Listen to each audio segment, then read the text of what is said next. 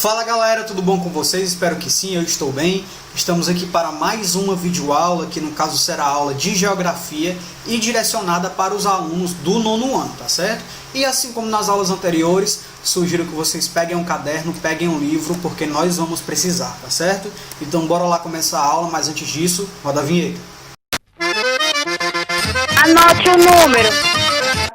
Então galera, bora lá, ó. Capítulo 3, Europa, né? Crises e desafios. Num primeiro momento, procurando discutir essas múltiplas perspectivas, essas múltiplas dinâmicas que acontecem no contexto da Europa, a gente procurou discutir esses principais conflitos, né, políticos da Europa na atualidade, tá? Além disso, inserido nesse contexto de conflito e nesse contexto também de emancipação territorial, emancipação social, econômica, a gente teve a União Europeia, a questão da União Europeia, né, lá com o Brexit e a estrutura da União Europeia em si que esteve em xeque, tá certo? Além disso, hoje a gente vai procurar discutir uma das dinâmicas que de fato existe no contexto da Europa, tá? Que é tido no contexto da Europa como um problema, tá? E a gente vai conseguir ver como é que isso de fato se materializa no contexto atual, que no caso é a onda de refugiados que acontece para a Europa, tá certo? Além disso, a gente vai entender também alguns contextos de conflitos e desafios políticos que também estão acontecendo lá na Europa, tá certo? Então bora lá começar a aula. Então galera, onda de refugiados na Europa. De antemão, a gente começa essa discussão com a análise de alguns dados, tá certo? Então a gente começa com dados do Alto Comissariado das Nações Unidas para Refugiados, tá certo? No caso, a Acnur. O que é que a Acnur fala sobre os dados de 2009, tá certo? No caso, gente, em 2009, foram mais de 70 milhões de pessoas que saíram de forma forçada do seu país de origem, tá? E se deslocaram no contexto do globo no geral, tá certo? Proporcionalmente, o maior número de refugiados aconteceu entre 2014 e 2015, tá? Entre 2013 e 2014, ali. E isso aconteceu principalmente por causa do contexto de guerra, a guerra civil que estava acontecendo na Síria. O que a gente percebe é que parte desses 70 milhões de indivíduos migrou para outras cidades ainda no contexto do seu país, tá certo? Então, eles fizeram ali deslocamentos internos, tá? Migrações internas, se refugiaram ali no contexto do seu país ainda. E eles ficam inseridos, por exemplo, em cidades em que a ONU disponibiliza abrigos, tá? Apoio humanitário, de fato. Porém, galera, no contexto atual, a gente percebe que existem mais de 20 milhões de pessoas que se inserem num contexto de deslocamento forçado, tá? E no contexto de periculosidade, de fato de risco de vida, que inclusive muitas pessoas acabam morrendo nesse translado de um país para o outro, tá? A gente vê que isso de fato se materializa no contexto atual. E esses deslocamentos desses países em que as pessoas estão sofrendo algum tipo de perseguição ou não conseguem sobreviver, né?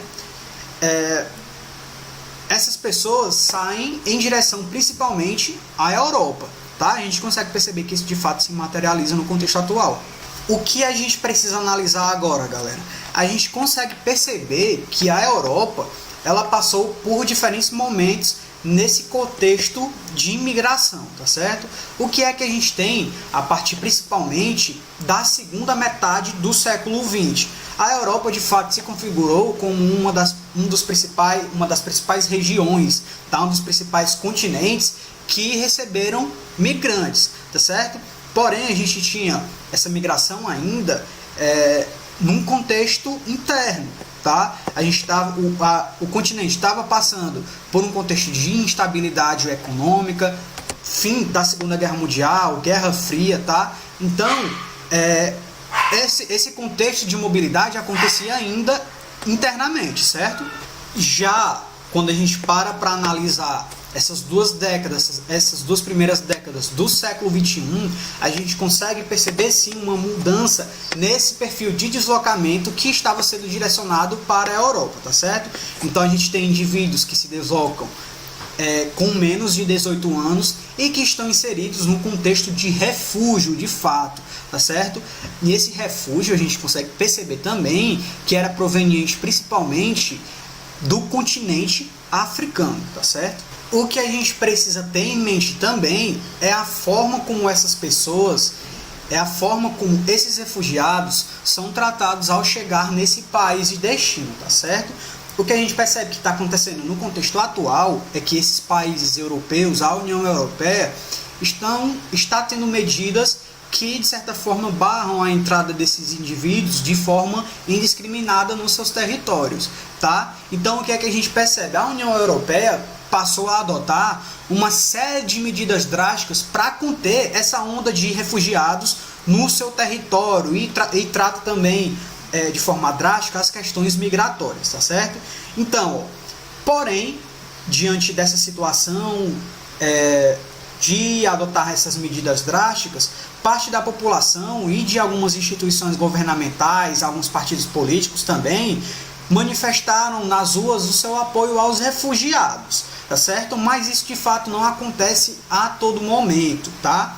O que é que esses países europeus, o que é que a União Europeia fala em relação a essa entrada indiscriminada de imigrantes e de refugiados, tá? Esses países falam que essa onda migratória, essa onda de refugiados, são responsáveis pela recessão econômica e pelo desemprego nos seus países, tá? Então o argumento é baseado na medida em que eles falam que os imigrantes vão ocupar as vagas de emprego dos habitantes locais. E isso, gente, é uma perspectiva errônea de analisar a migração e os refúgios, tá certo? E o contexto dos refugiados. São acusações errôneas que são dirigidas aos imigrantes e que, sem dúvida nenhuma, vão contribuir para um sentimento de xenofobia também, tá certo? Um outro problema que a gente tem, que acontece no contexto da Europa e que sem dúvida nenhuma vai agravar essa situação de xenofobia em relação aos refugiados, gente, é o terrorismo, tá certo? Então o que é que a gente tem? Esses atos terroristas, uns atos terroristas que aconteceram principalmente a partir de 2018, no contexto de 2008, no caso, né, no contexto da Europa, causaram uma certa preocupação em relação à segurança dos países europeus e, sem dúvida nenhuma, ampliaram os preconceitos, os estereotipos sobre os refugiados originários do Oriente Médio ou dos que tinham a fé islâmica como a religião que, de fato, ia reger a sua fé, não é? Embora essas poderosas redes territoriais que se intitulavam islâmicas, como a Al-Qaeda e o Estado Islâmico, ameaçassem a paz no mundo, outras organizações radicais também se criam em diferentes religiões e culturas pelo mundo, tá certo? Então, o terrorismo, de fato, foi uma das dinâmicas que fez com que a União Europeia tivesse maiores preocupações em relação ao controle das fronteiras, sem dúvida nenhuma, e a preocupação com o terrorismo fez com que a xenofobia, de fato, também crescesse no contexto da população europeia, tá certo? E, sem dúvida nenhuma, essas questões relacionadas ao preconceito, essa perspectiva de barrar imigrante, de barrar refugiado, aparece também como reflexo das crises que estavam acontecendo no contexto da Europa, tá certo? Então eu vou apresentar para vocês, vou deixar aí na telinha de vocês, algumas sínteses desse processo pelo qual passam as economias dos países europeus, tá certo? Então a gente pode citar, por exemplo, Portugal, que em 2014 o crescimento do PIB ainda era negativo e o desenvolvimento chegava a 15% da população economicamente ativa, tá? Em 2009, a taxa de desemprego de fato caiu, né, para 6,6%. A gente pode citar também o contexto da Grécia, né? A economia grega voltou a crescer de fato, apesar de uma elevada taxa de desemprego em 2019, né, que no caso era de 17,6%, e alcançou 27,4% em 2013, tá? As medidas severas adotadas pela União Europeia e pelo FMI para sanar essa dívida que levaram milhares de pessoas a protestar nas ruas das cidades gregas, tá certo? Além disso, a gente tem também o contexto da Espanha, que desde 2014 o crescimento da economia espanhola era superior a 3% ao ano. Em 2018, houve uma diminuição, né, no ritmo de recuperação, que no caso baixou para 2,5%. A taxa de desemprego ainda era alta em 2018, quando chegou a 14%, embora bem abaixo, né, dos 26% de 2012. Então é isso, galera, a gente encerra a nossa aula por aqui. Eu espero que vocês tenham entendido. Caso não tenham entendido, vocês podem entrar em contato comigo, falar pelas redes sociais, ou podem entrar em contato com a escola, que a escola procura tirar a dúvida de vocês. E além disso, a gente tem o Google Meet. Agora a gente tem a nossa aula online, tá certo? Que vocês podem tirar as dúvidas também. Então é isso, continue estudando. Um abraço e até a próxima. Valeu!